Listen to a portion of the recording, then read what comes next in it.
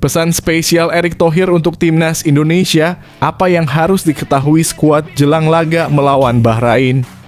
Erick Thohir memberikan arahan penting kepada timnas. Apa pesan khusus yang disampaikan untuk memotivasi skuad sebelum pertandingan? Simak ulasannya.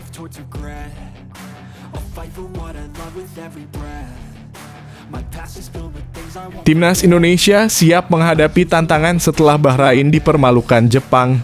Kekalahan Bahrain membuka jalan bagi timnas Indonesia untuk menunjukkan kekuatan mereka. Apa yang diharapkan dari timnas dalam menghadapi tantangan ini? Simak ulasannya.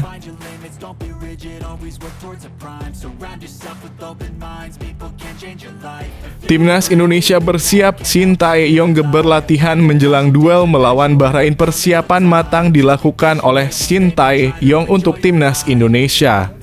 Apa yang akan menjadi fokus latihan malam ini menjelang kualifikasi Piala Dunia? Simak analisisnya.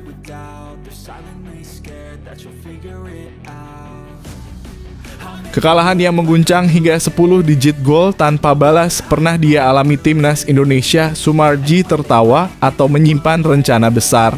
Kekalahan besar seringkali membuat pelatih berkecil hati, tetapi tidak bagi Sumarji dan STY. Apakah ada rencana besar di balik tawanya yang membuatnya tetap tenang? Temukan jawabannya.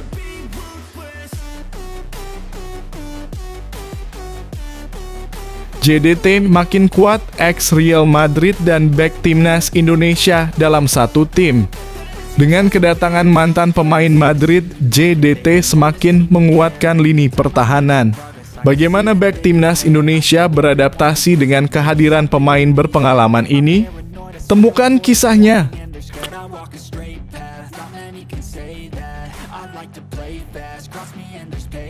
Bersiap hadapi Bahrain, modal penting timnas Indonesia dari Struijk dan Jenner menjelang laga melawan Bahrain. Modal yang dibawa Rafael Struijk dan Iver Jenner menjadi sorotan. Apa saja yang perlu diperhatikan oleh pelatih dan penggemar? Temukan jawabannya di sini.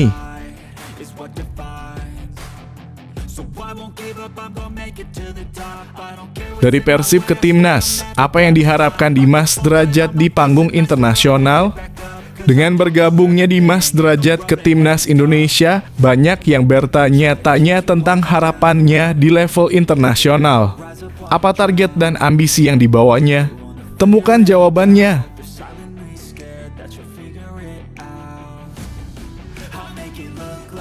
PSSI tegaskan, sanksi keras diperlukan jika Bahrain terus gunakan laser dalam upaya melindungi timnas Indonesia. PSSI menuntut sanksi keras bagi Bahrain. Apa yang bisa dilakukan AFC untuk mencegah masalah ini?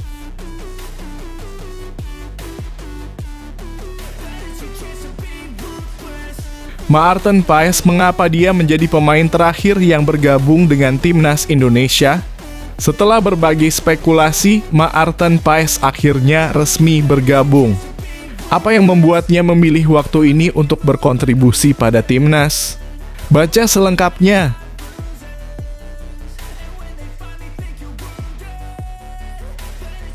PSSI respons protes media Cina. Apa pesan khusus untuk pendukung timnas Indonesia? Setelah heboh protes dari media Cina, PSSI memberikan pernyataan penting. Apa yang ingin disampaikan kepada pendukung timnas Indonesia? Simak selengkapnya.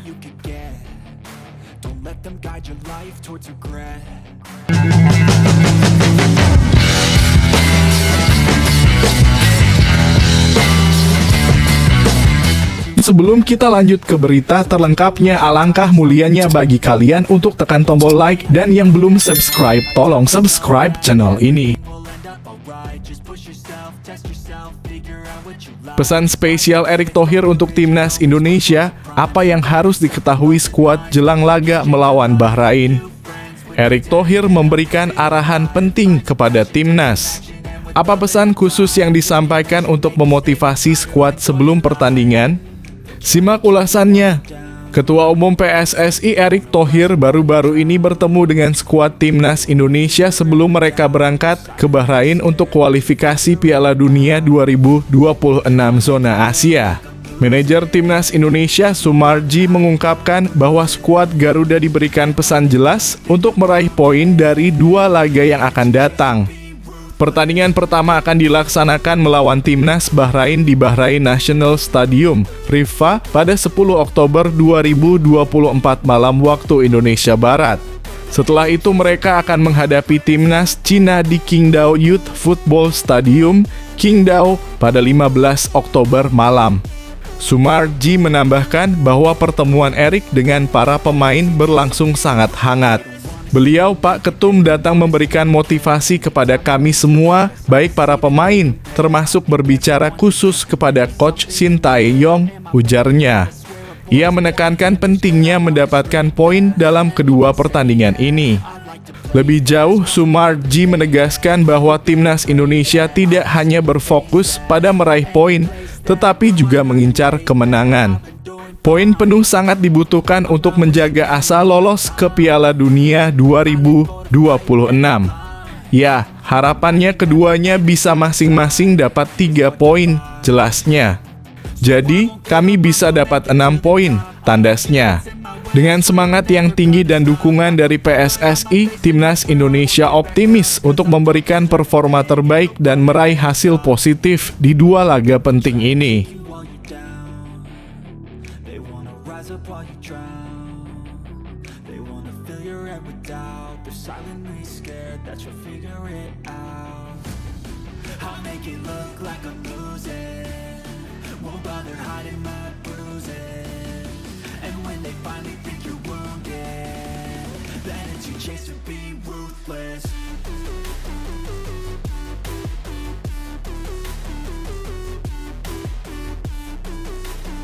Timnas Indonesia siap menghadapi tantangan setelah Bahrain dipermalukan Jepang.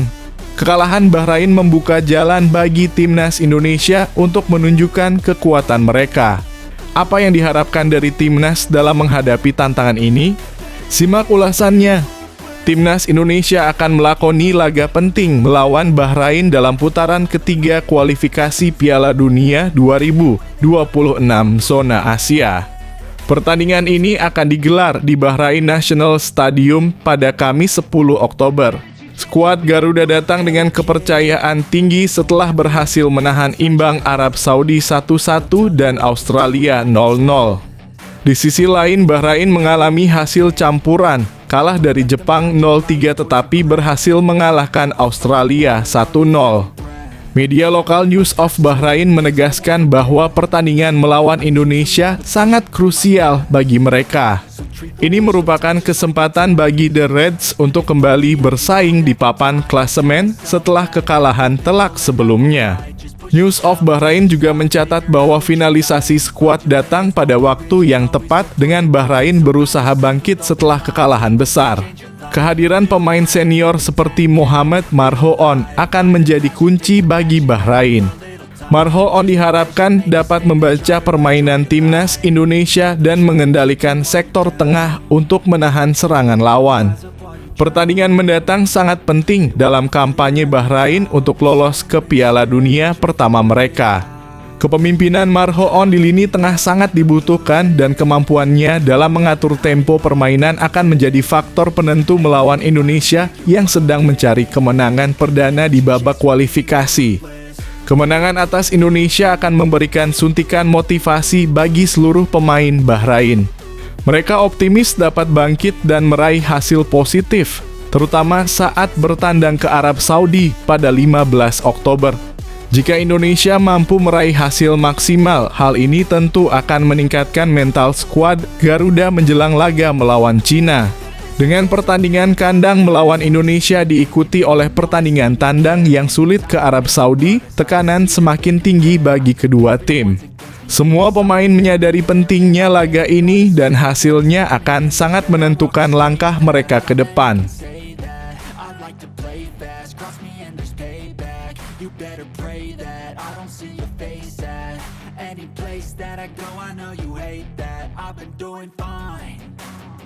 Not wasting any more time. I live for the fight and the climb, and I think that the pain that's deep inside is what defines. So I won't give up, I'm gonna make it to the top. I don't care what's in my way, I swear I'm never gonna stop. Timnas Indonesia bersiap, Shin Tae-yong berlatihan menjelang duel melawan Bahrain. Persiapan matang dilakukan oleh Shin Tae-yong untuk Timnas Indonesia.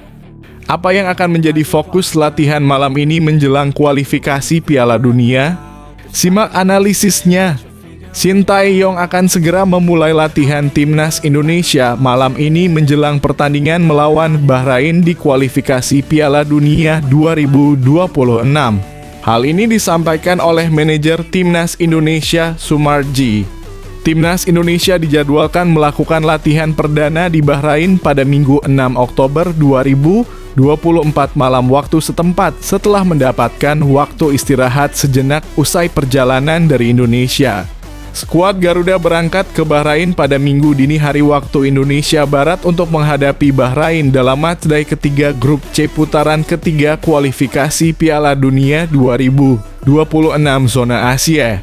Pertandingan tersebut akan digelar di National Stadium pada Selasa 10 Oktober 2024 pukul 23.00 waktu Indonesia Barat. Kemenangan menjadi target utama Timnas Indonesia untuk memperbaiki posisi di klasemen.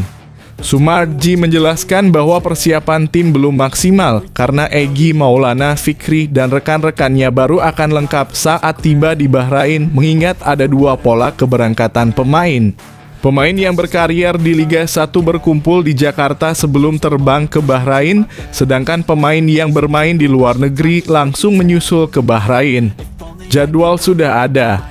Besok kita akan sampai di Bahrain, malam kita akan latihan, kata Sumarji di Jakarta pada Sabtu 5 Oktober 2024. Ia menekankan bahwa Timnas Indonesia terbiasa melakukan persiapan yang cepat dan efisien agar bisa tampil baik dan meraih poin maksimal dalam pertandingan.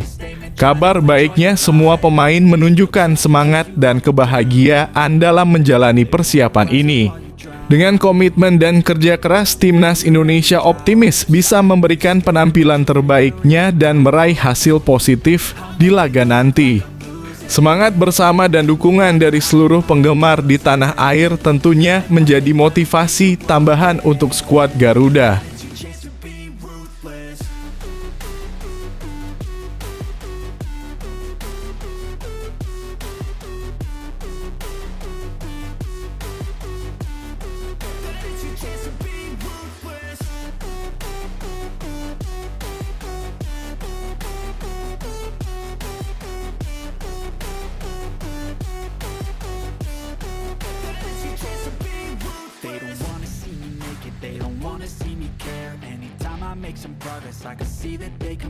Kekalahan yang mengguncang hingga 10 digit gol tanpa balas pernah dia alami Timnas Indonesia. Sumarji tertawa atau menyimpan rencana besar.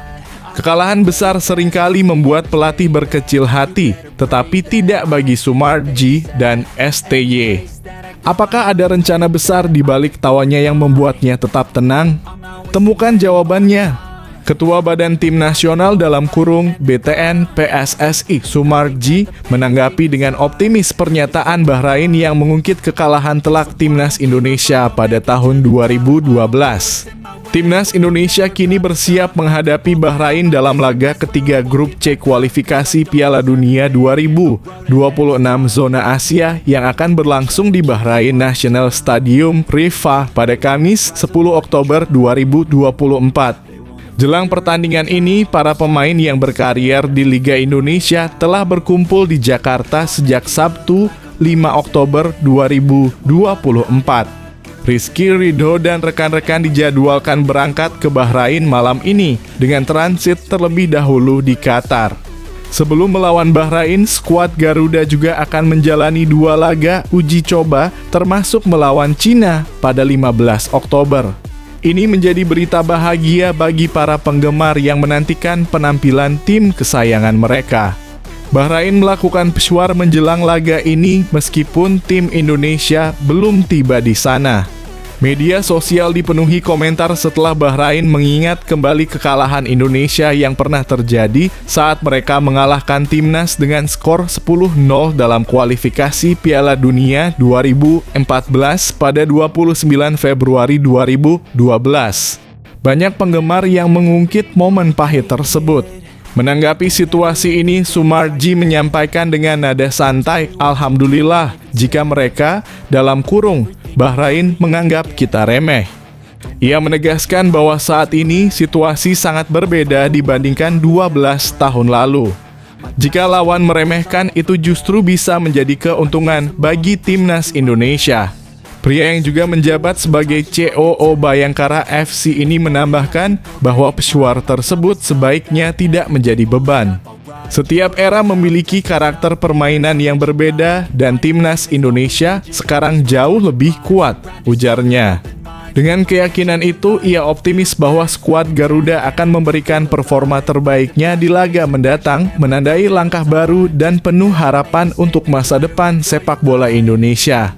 Alhamdulillah, semoga hasilnya memuaskan. Rise up while you drown. They wanna fill your head with doubt. They're silently scared that you'll figure it out. I'll make it look like I'm losing. Won't bother hiding my bruises. And when they finally think you're wounded, then it's your chance to be ruthless.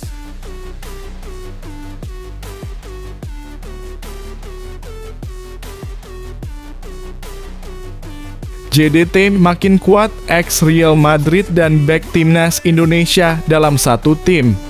Dengan kedatangan mantan pemain Madrid, JDT semakin menguatkan lini pertahanan. Bagaimana bek timnas Indonesia beradaptasi dengan kehadiran pemain berpengalaman ini? Temukan kisahnya. Klub raksasa Liga Malaysia Johor Darul Ta'zim mendatangkan Jesse Rodriguez. Kabar ini dirilis melalui media sosial JDT pada Sabtu dalam kurung 5/10. Sang pemain memiliki rekam jejak yang tangguh dan bisa jadi mesin gol bagi JDT. Dia bermain di tim besar dan semua berada di divisi tertinggi. 2 kali juara Liga Champions dan sekarang menjadi keluarga JDT. Jesse Rodriguez merupakan pemain yang berposisi sebagai winger kiri. Klub terakhirnya adalah Coritiba Football Club yang bertarung di kasta kedua Liga Brasil. Beberapa tim Eropa sempat dia mendapatkan jasanya, diantaranya adalah Sampdoria, PSG, Sporting Lisbon, dan Stoke City. Total ada 2 juara Liga Champions yang diraih saat dia masih membela Real Madrid. Trofi bergengsi daratan Eropa tersebut diarah pada musim 2015-2016 dan 2013-2024. Sang pemain termasuk nama yang sempat berkarir bersama mega bintang Cristiano Ronaldo. Bersama Madrid, dia bermain dalam 63 pertandingan dan menyumbangkan 13 gol. Hadirnya Jesse akan membuat lini serang JDT semakin tajam. Diprediksi hadirnya pemain 31 tahun ini untuk membawa misi agar The Southern Tigers bisa bersaing di kancah Asia. Dengan skuad yang ada, mereka sudah cukup tangguh di Liga Malaysia dan sering menjadi juara. Menariknya, bek timnas Indonesia Jordi Amat akhirnya mendapatkan rekan yang tangguh. Jordi juga sempat berkarir di Liga Spanyol, tepatnya saat masih membela Rayo Vallecano. Saat bek andalan timnas Indonesia bermain, Jesse merupakan striker Real Betis. Doing life instead of everything you know that you could get. Don't let them guide your life towards regret. I'll fight for what I love with every breath. My past is filled with things I won't forget. I use them all to push me to my best. So treat the worst of times just like a test.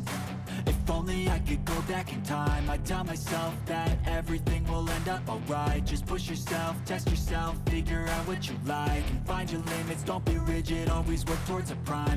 Bersiap hadapi Bahrain, modal penting timnas Indonesia dari Struijk dan Jenner menjelang laga melawan Bahrain. Modal yang dibawa Rafael Struijk dan Iver Jenner menjadi sorotan. Apa saja yang perlu diperhatikan oleh pelatih dan penggemar? Temukan jawabannya di sini. Ivar Jenner dan Rafael Struijk siap memberikan kontribusi bagi timnas Indonesia setelah dipanggil oleh Shin Tae-yong untuk putaran ketiga kualifikasi Piala Dunia 2026 zona Asia. Dengan total 27 pemain, skuad Garuda akan berangkat menghadapi Bahrain dan Cina pada bulan Oktober ini. Target minimal mereka adalah meraih 4 poin agar tetap bersaing di papan klasemen. Saat ini Indonesia berada di posisi keempat dengan koleksi 2 poin dan kemenangan atas Bahrain atau Cina akan sangat membantu untuk memperbaiki posisi mereka. Jelang tugasnya bersama timnas, Ivar Jenner tampil untuk Young Utrecht dalam laga melawan Telstar di Sport Complex Zoudenbalch. Ia bermain sejak menit pertama sebelum digantikan Mes Akkerman pada menit ke-67.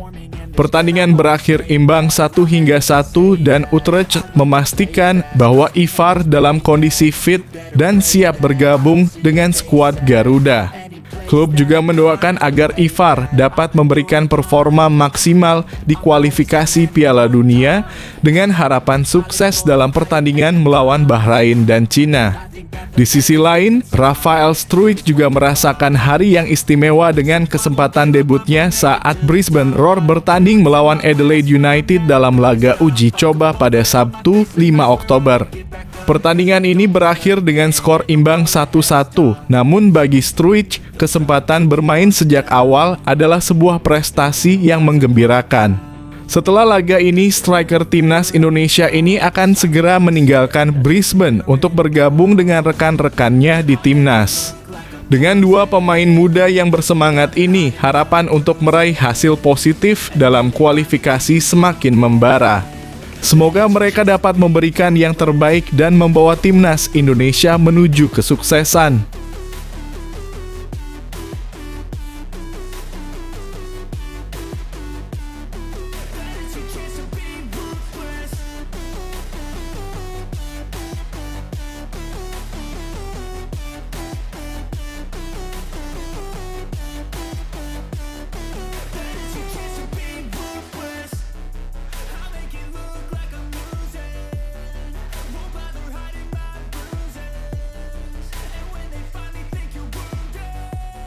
Dari Persib ke Timnas, apa yang diharapkan Dimas Derajat di panggung internasional? Dengan bergabungnya Dimas Derajat ke Timnas Indonesia, banyak yang bertanya-tanya tentang harapannya di level internasional. Apa target dan ambisi yang dibawanya? Temukan jawabannya. Dimas Derajat kini bergabung dengan rombongan Timnas Indonesia setelah menjalani laga tandang bersama Persib Bandung melawan Zhejiang FC pada 3 Oktober lalu di Cina. Dalam pertandingan AFC Champions League 2024/2025 tersebut, Maung Bandung mengalami kekalahan tipis 1-0. Tim kemudian kembali ke Indonesia dan tiba pada 4 Oktober. Dimas dipanggil oleh Shin Tae-yong untuk putaran ketiga kualifikasi Piala Dunia 2026 zona Asia, di mana skuad Garuda akan bertanding melawan Bahrain pada 10 Oktober dan Cina pada 15 Oktober. Mereka ditargetkan untuk meraih hasil maksimal di kedua laga demi menjaga peluang lolos ke Piala Dunia. Dalam surat pemanggilan yang dirilis di laman Persib, dinyatakan bahwa Dimas diharapkan sudah dapat bergabung di Jakarta pada 5 Oktober, paling lambat pukul 18.00 waktu Indonesia Barat. Striker berusia 27 tahun ini memutuskan untuk tetap berada di Jakarta, mengingat rombongan timnas akan segera berangkat ke Bahrain pada Minggu dini hari. Sementara itu, rombongan Persib melanjutkan perjalanan ke Bandung. Pelatih Bojan Hodak memberikan libur bagi pemainnya selama jeda FIFA Matchday dan segera bersiap menghadapi Persebaya Surabaya. Oleh karena itu, Dimas tidak ikut rombongan Persib kembali ke Bandung setelah pertandingan di Cina. Tim tiba di Jakarta pada 4 Oktober tengah malam dan Dimas memilih untuk beristirahat sebelum terbang kembali ke Bahrain.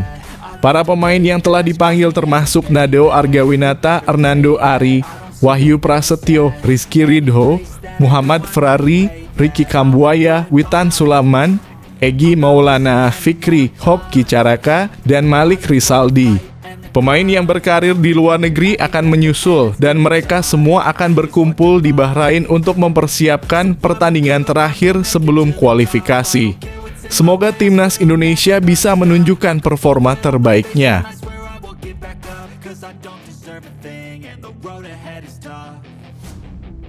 Try to kick you while you're down. They wanna rise up while you drown. They wanna fill your head with doubt. They're silently scared that you'll figure it out. I'll make it look like I'm losing. Won't bother hiding my bruises. And when they finally think you're wounded, PSSI tegaskan, sanksi keras diperlukan jika Bahrain terus gunakan laser dalam upaya melindungi timnas Indonesia.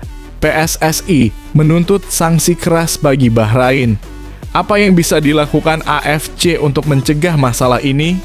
Ketua Badan Tim Nasional, Sumarji, berharap tidak ada penggunaan laser oleh penonton saat timnas Indonesia melawan Bahrain di laga ketiga grup C kualifikasi Piala Dunia 2026 zona Asia di Stadion Internasional Bahrain, Rifah, pada Kamis 10 Oktober 2024. Jika hal tersebut masih terjadi, Sumarji meminta AFC untuk memberikan hukuman kepada Bahrain. Dia belajar dari kasus yang menimpa Jepang, di mana para pemainnya mengalami gangguan dari laser yang digunakan supporter Bahrain dalam pertandingan sebelumnya. Meski Jepang berhasil menang telak 5-0 atas Bahrain, pelatih Jepang merasa tidak puas dengan adanya gangguan tersebut yang tentu saja memengaruhi performa mereka. Sumarji menyadari protes keras dari pihak Jepang mengenai perlakuan supporter Bahrain. Oleh karena itu, dia berharap Bahrain bisa mengambil pelajaran dari kasus ini dan memastikan tidak ada penggunaan laser saat melawan timnas Indonesia.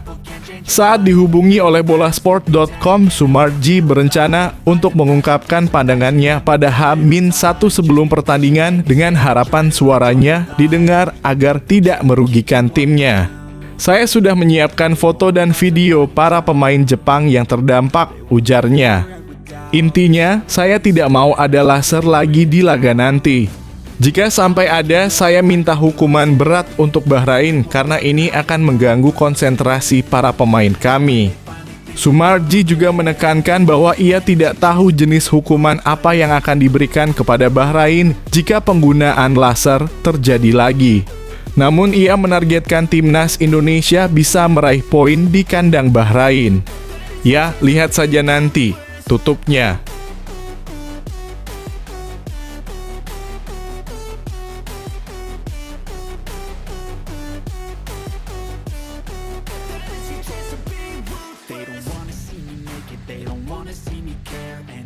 Make some progress, I can see that they compare. I think everyone's against me, maybe something in the air. Am I paranoid? I swear a void is forming and they're scared. I walk a straight path, not many can say that. I like to play fast, cross me and there's payback. You better pray. Maarten Paes, mengapa dia menjadi pemain terakhir yang bergabung dengan timnas Indonesia?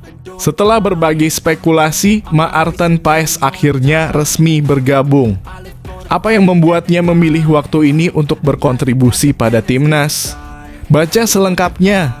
Sumarji mengungkapkan bahwa Maarten Paes baru akan berangkat ke Bahrain setelah menjalani pertandingan bersama FC Dallas. FC Dallas dijadwalkan bertanding tandang melawan Portland Timbers pada 7 Oktober 2024 di Stadion Providence Park, Portland, pukul 06.00 waktu Indonesia Barat. Tentu saja perjalanan ini akan menjadi panjang dan melelahkan bagi kiper berusia 26 tahun itu, mengingat jarak terbang dari Amerika Serikat ke Bahrain memakan waktu sekitar 18 jam. Kondisi fisik Maarten Paes sangat penting karena timnas Indonesia akan melakoni pertandingan melawan Bahrain di Stadion Internasional Bahrain, Rifah, pada 10 Oktober 2024. Yang terakhir berangkat ke Bahrain itu adalah Maarten Paes karena dia ada pertandingan pada 7 Oktober, kata Sumarji. Lebih lanjut, Sumarji menyatakan bahwa para pemain timnas Indonesia yang berkarier di luar negeri juga akan berangkat ke Bahrain malam ini. Dia tidak menyebutkan nama-nama pemain tersebut atau daftar penerbangan mereka ke Bahrain. Namun total ada 11 pemain timnas Indonesia yang akan berangkat dari Jakarta. Untuk pemain yang berkarier di luar negeri, ada yang berangkat malam ini dan ada juga yang besok. Kami berharap semuanya sudah berkumpul di Bahrain pada Senin, tutup Sumarji. Don't let them guide your life towards regret. I'll fight for what I love with every breath.